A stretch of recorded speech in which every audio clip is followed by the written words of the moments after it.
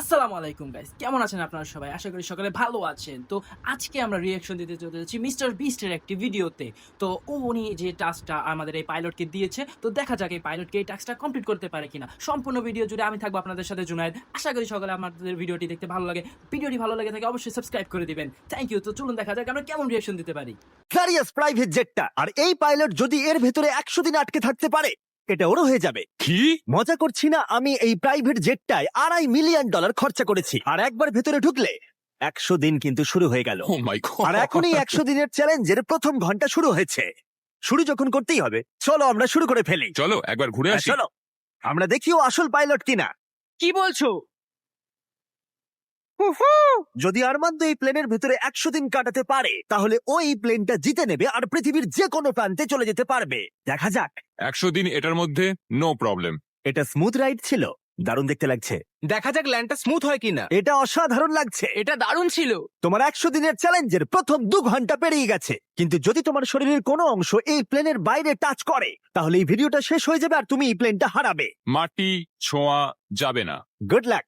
দেখা হচ্ছে তাহলে। তাহলে দেখা যাক আরমান্দ এই প্রাইভেট জেটটা জিততে পারে কিনা। এবার আমি কি করব? এটা হচ্ছে আমার অফিস আর এটা হচ্ছে আমার ডাইনিং রুম। এবার আপনাদের ঘুরিয়ে দেখাই।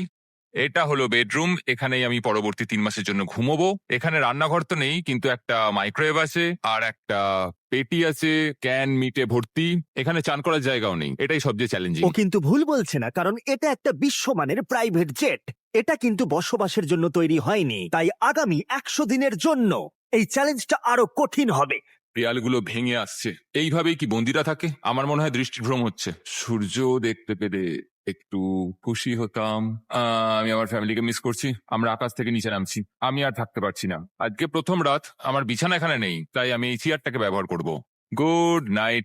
এটা এখন থেকে আমার নিজের একটা প্রাইভেট জেট। আজকে দ্বিতীয় দিন। আপনাদের হয়তো মনে হচ্ছে আমি খুব আরামে আছি, কিন্তু সত্যি কথা বলতে আমার খুব একটা আরাম হচ্ছে না। আজকে দ্বিতীয় দিন আর এটা আমাদের পার্সোনাল ইউজের জন্য ব্যবহার করার থেকে আর ভালো কি হতে পারে। চলো। আমি আর ছেলেরা ভাবছিলাম তুমি আমাদের নিউ ইয়ারকে একটা হকি গেম দেখতে নিয়ে যাবে। চলো যাওয়া যাক। তুমি যেতে পারো ভাই, আমরা তোমাকে টিকিট দেবো। এটা কোনো ট্রিক নয় তো? এরা প্লেন থেকে নামলে তুমি হেরে যাবে, কিন্তু তুমি গেম দেখতে যেতে পারো। ঠিক আছে, হ্যাঁ, চলো। মানে তাই ও আমাদের হকি গেম দেখতে নিয়ে গেল, কিন্তু যখন আমরা ল্যান্ড করলাম, নিয়ে আসার জন্য ধন্যবাদ। আমি গেমটা দেখতে যেতে পারবো না, কারণ আমাকে ভেতরেই থাকতে হবে। ও! আচ্ছা, এখন আরমান্দ কি করছে?